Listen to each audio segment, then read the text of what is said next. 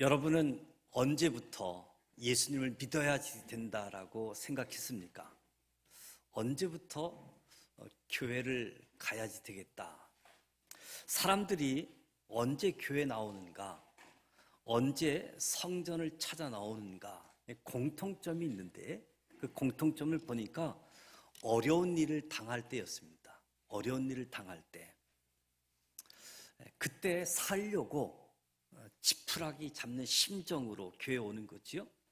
옛날 교회 학교 다녔던 그 교회, 아니면 교회 가기 싫다고 했던 그 집사님이 문득 떠올라서 예수님 옷자락 잡는 심정으로 나오신 분들이 있지요. 좋은 일을 만났을 때 교회가 생각나서 오신 분들은 거의 없는 것 같습니다.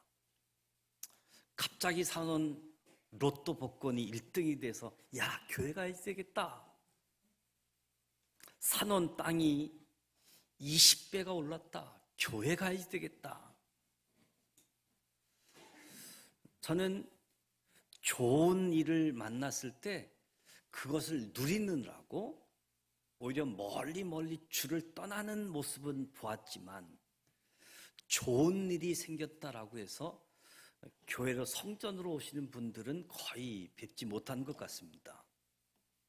대부분의 사람들이 주님 앞으로 돌아오는 이야기를 들어보면 인생의 어려움을 만났을 때 돌아왔다라고 이야기하지요. 그래서 고통, 고난은 하나님이 부르는 소리이다. 하나님이 부르는 소리. 저와 여러분이 살다가 고통, 어려움을 당하면 그 고통은 하나님이 빨리 오라고 부르시는 하나님의 소리로 해석하실 수 있길 바랍니다. 절망과 고난을 만났을 때 낙심하면서 그럼 그렇지, 내 인생 잘 될 리가 있나, 이제 나 죽었다 하면 낙심이 더 깊은 절망으로 빠지게 하지만, 절망의 순간에 가만히 귀를 열어서 들어보면 어디선가 들리는 소리가 있습니다. 오라, 오라. 이제 교회 올 때가 되지 않았니? 내가 너를 기다린다. 성전으로 오라고 하는 주님의 부르는 소리를 듣고 성전에 나와서 하나님 앞에 예배하다가 예수 믿게 되고, 예수 믿다 보니 절망이 소망으로 바뀌고 눈물이 찬송으로 바뀌고 한숨이 기도로 바뀌면서 살아나게 되어지는 경험들, 저와 여러분에게 있지 않습니까?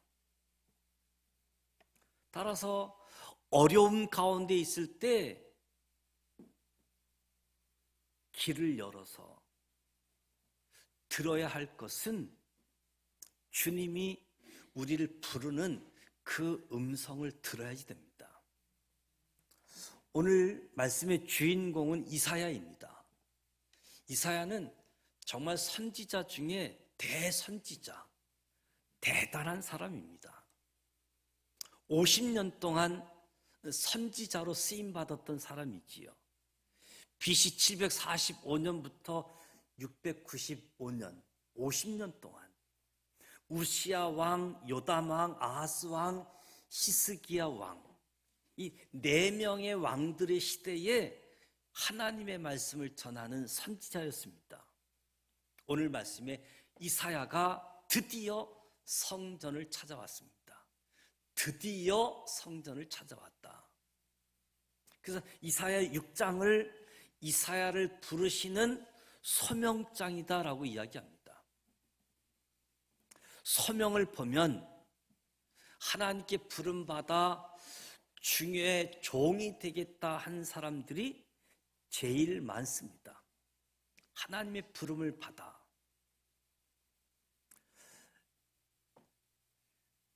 이사야처럼 하나님의 부름을 받은 사람들을 가리켜서 지원병이라고 표현을 해요. 에레미야 선지자처럼 모태에서부터 하나님이 정하고 부름받은 사람들, 이 사람들을 이제 자출병이라고 하지요. 그래서 여러분들 가운데서도 어머니 모태에서부터 교회를 다니신 분들이 있지요. 그래서 아예 처음부터 차출병이 있고 지원병, 이 하나님의 부르심이 있게 되어지는데, 이사야 1장부터 5장까지 이사야가 활동을 합니다.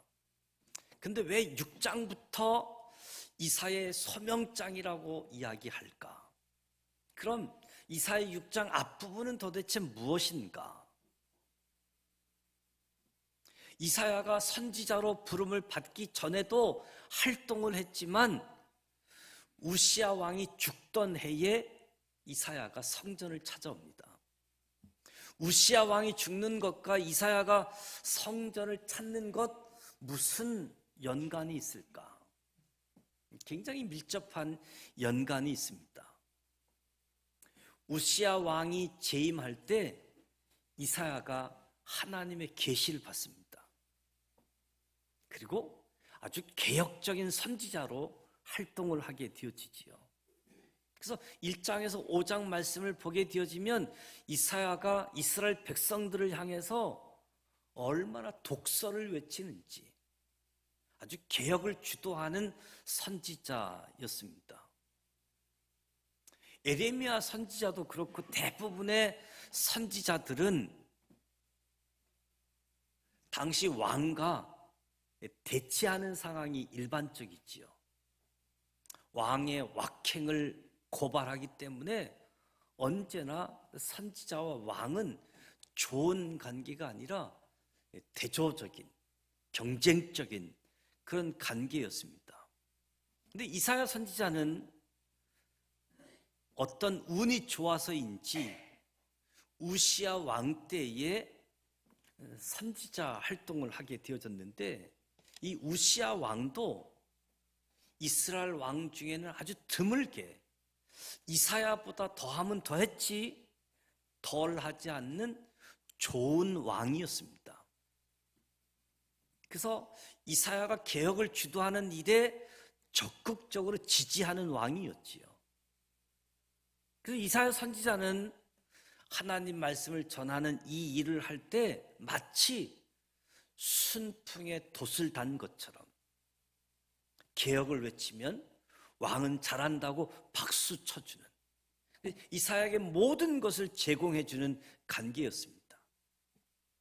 이사야와 우시야의 관계는 사촌 관계로 알려져 있지요. 선지자로서 더할 수 없는 권력을 소유하게 되어진 거지요. 하나님 말씀을 전하면서 개혁하는데 조금도 어려움이 없었습니다.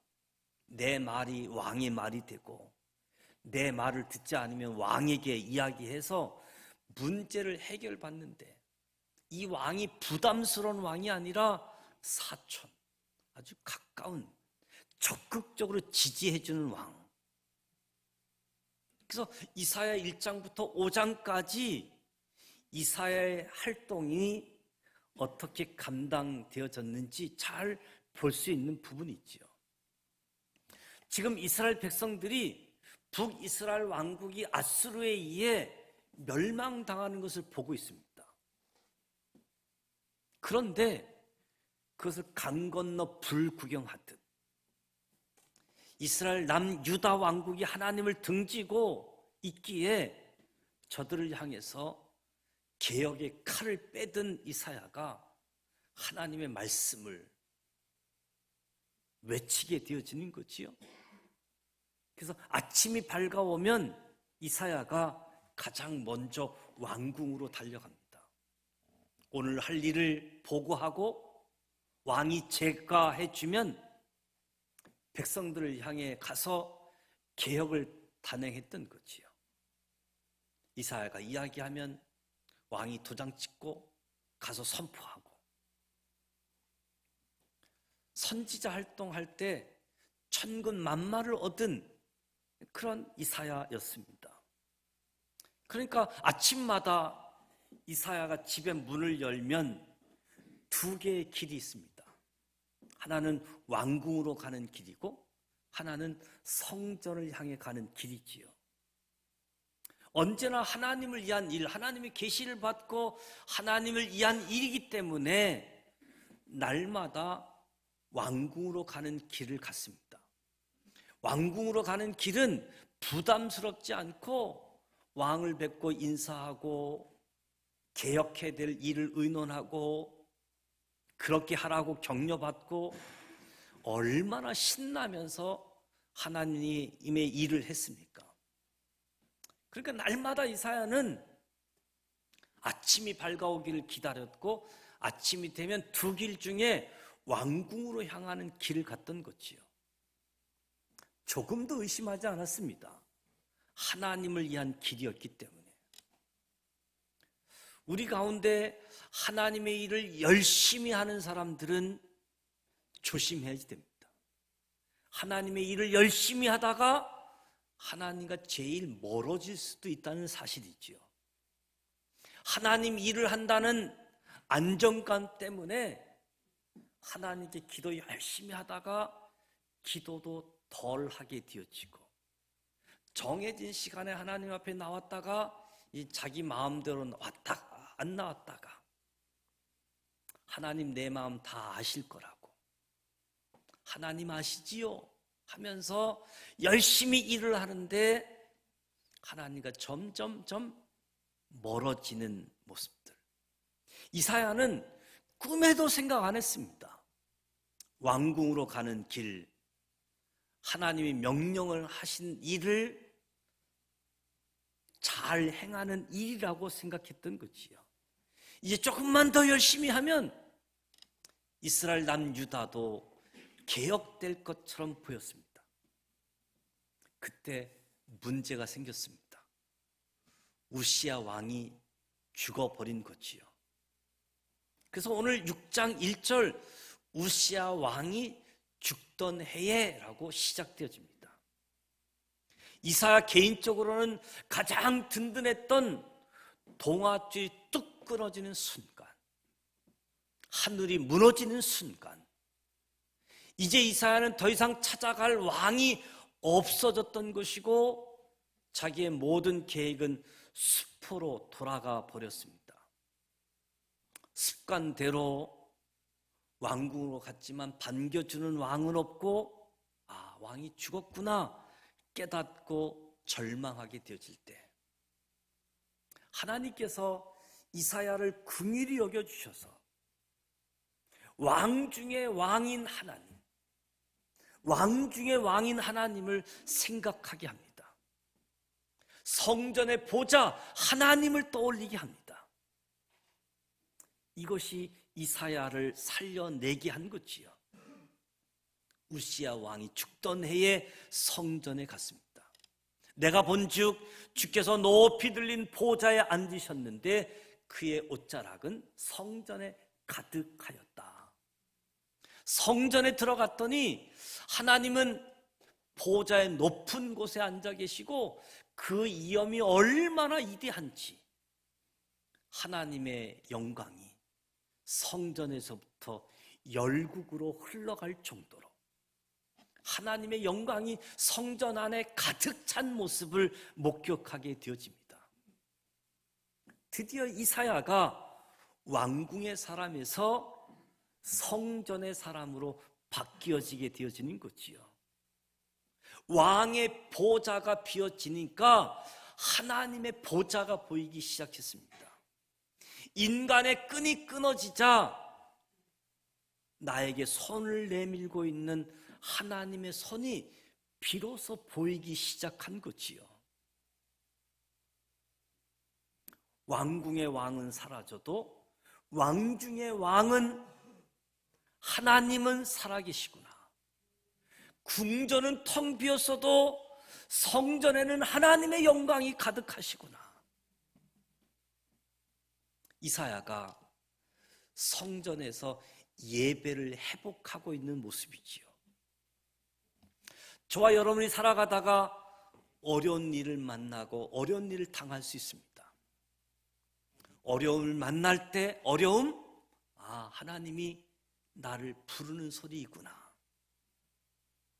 하나님이 나를 부르는 소리이구나. 너 이제 교회 올 때 되지 않았니? 너 이제 성전을 찾아야 될 때가 되지 않았니? 세상 왕궁으로 쫓아가지 말고 성전의 길이 열려 있지 않니? 인맥, 스펙, 권력 이것에 의지하여 살지 말고 힘의 근원인 나를 믿고 살아야 할 것 아니겠느냐. 절망 가운데 있던 이사야에게 이 소리가 들리는 것처럼 어려운 일을 당할 때, 낙심하고 절망 가운데 있을 때 이 소리를 듣는 사람은 살 것입니다. 절망 가운데 절망을 묵상하면 더 깊은 절망으로 빠져들게 되어지지만 절망의 순간에 하나님의 성전에서 하나님이 나를 찾고 계시구나, 나를 부르시는구나, 그곳으로 가자. 우시아가 죽었다라는 소식은 이사야에게 세상의 모든 소망이 끊어지는 소리였지만, 기대가 허물어지는 소리였지만,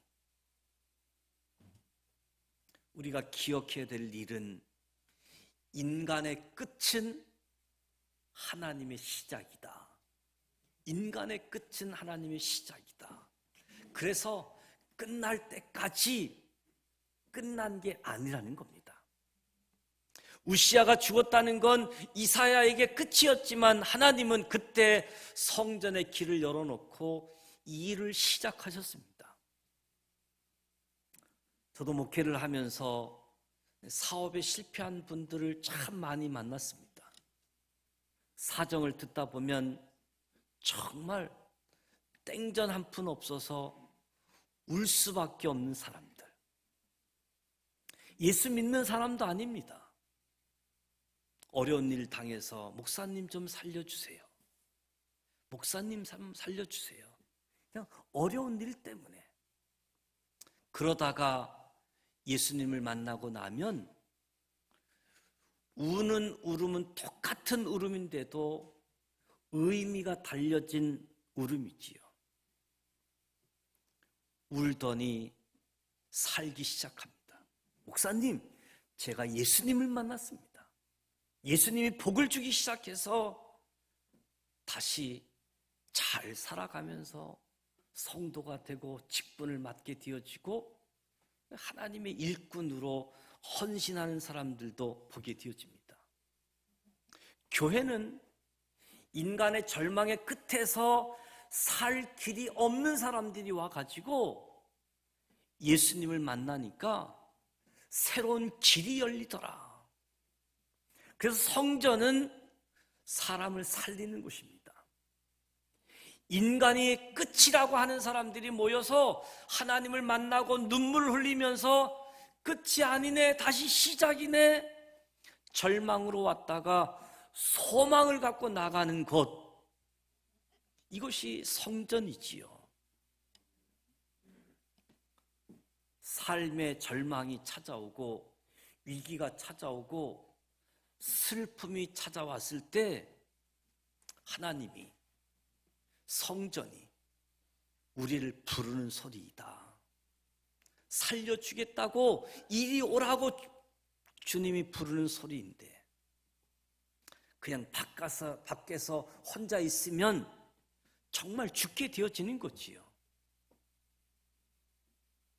교회 와서 울다가 뭐 화장 다 지워지면 어떻습니까? 내가 사는 게 중요한 거지 화장 지워지는 게 뭐 문제입니까?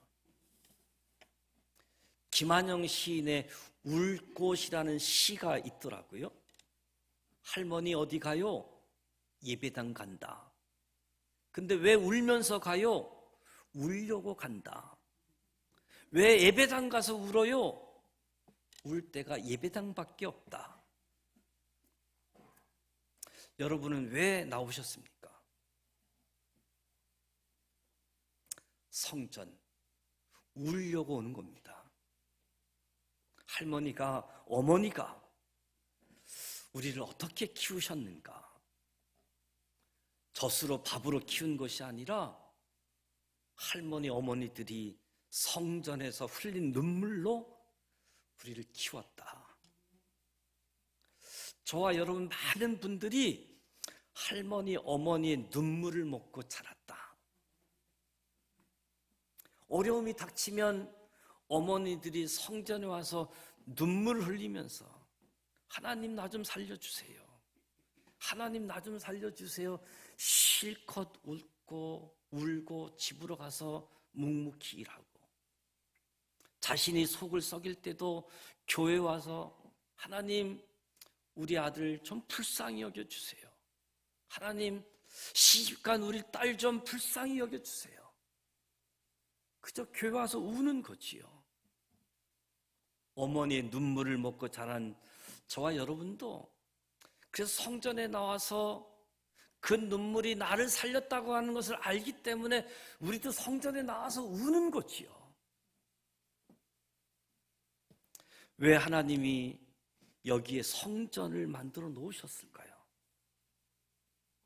사람 살리려고. 죽을 사람도 이곳에 오면 울다가 살 수 있기 때문에. 세상 다 소망 끊어진 사람이 죽으려고 하다가 그래도 혹시 저 예배당에 가보자 해서 왔다가 예수 만나고, 절망으로 왔다가 소망으로 나가는 것이 성전입니다. 이사야가 왕궁으로 가는 길이 막히자 성전으로 왔습니다. 성전 문을 여니까 하나님이 거기 계셨습니다. 이사야가 얼마나 놀랐겠습니까?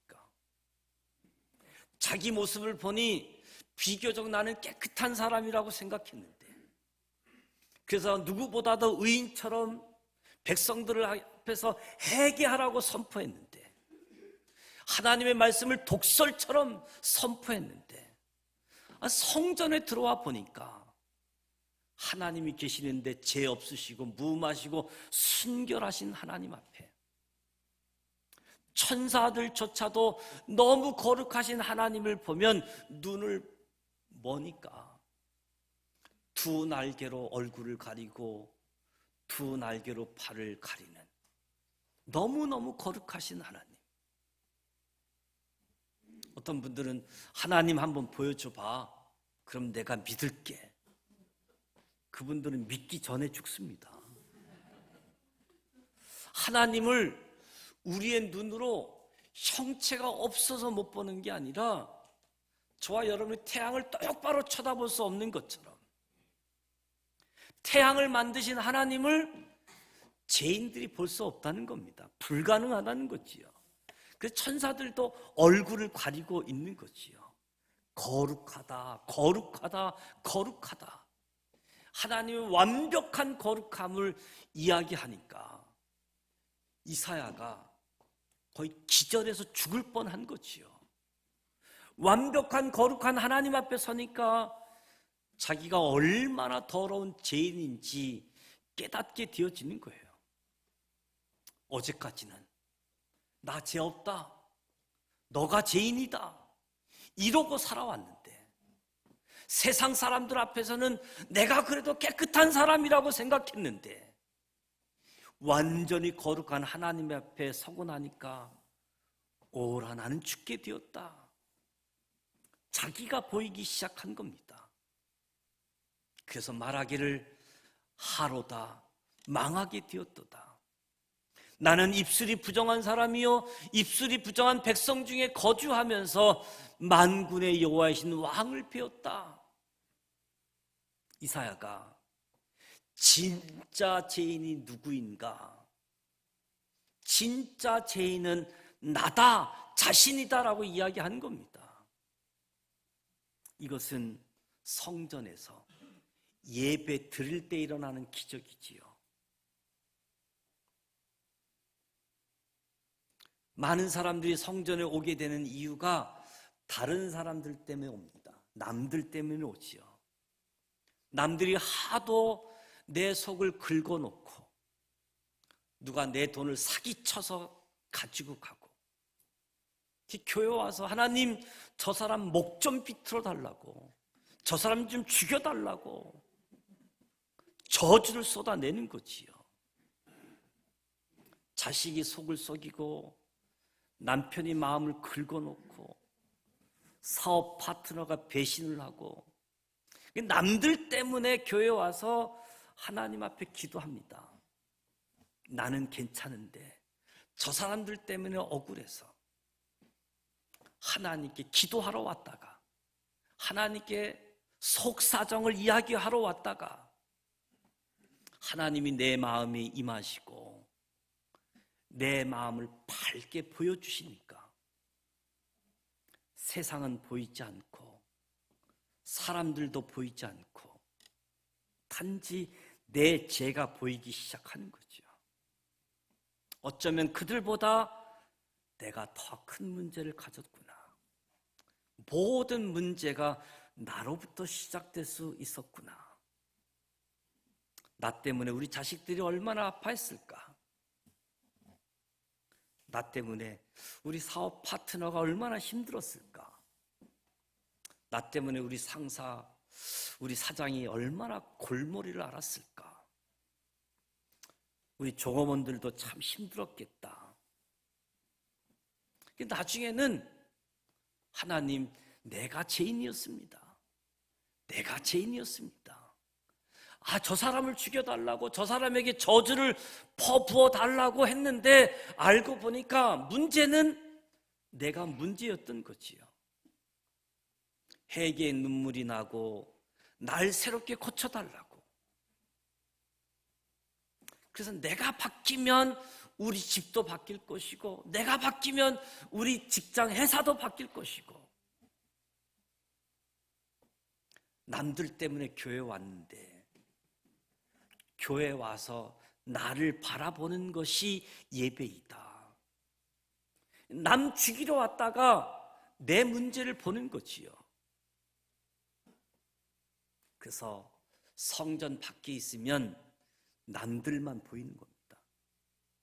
성전 안에 들어오게 되어지면 자신을 보게 되어지는 거지요. 그래서 평생 남 탓하면서 살다가 내가 교회 와 봤더니 내 탓이다, 내가 문제다라고 하는 것을 깨닫게 되어지는 거지요. 그때 천사 하나가 부젓가락으로 수술 내 입술에 대며, 보라, 이것이 내 입에 닿았으니 내 악이 제하여졌고 내 죄가 사해졌느니라. 하나님이 치료하십니다. 누구 때문에 예배에 나와가지고 눈물을 바가지로 흘리다가 아니구나, 나 때문이구나, 나 때문이구나, 이거 어떡합니까 할 때 하나님께서 우리를 고쳐주시는 거예요. 하나님이 우리를 치료해 주시는 거예요. 하나님이 우리를 살려주시는 겁니다. 세상 끝날 것 같아서 이곳에 왔는데 하나님을 만나고 세상이 다시 시작되어지는, 하나님의 역사가 시작되어지는 주인공들이 저와 여러분입니다. 끝날 때까지 끝이 아니고, 절망은 하나님이 살리겠다고 부르시는 하나님의 음성이라는 거지요. 그래서 이것이 건물이 아니고, 이것이 예배당이 아니고, 이것에 성령님이 임재하시고 성령님이 역사하시는, 하나님 앞에 나올 때마다 저와 여러분이 치료받고 고침받고 다시 살아가는 은혜가 주어지기를. 그래서 호세아 선지자가 오라, 우리가 여호와께로 돌아가자. 여호와께서 우리를 찢으셨으나 도로 낫게 하실 것이요, 우리를 치셨으나 싸매어 주실 것이니라. 사순절 절기에 하나님은 살아계신다, 하나님은 치료하신다, 하나님이 우리를 살리신다. 이 은혜가 성전에서 저와 여러분에게 주어지기를 축복합니다. 기도합니다. 하나님 아버지,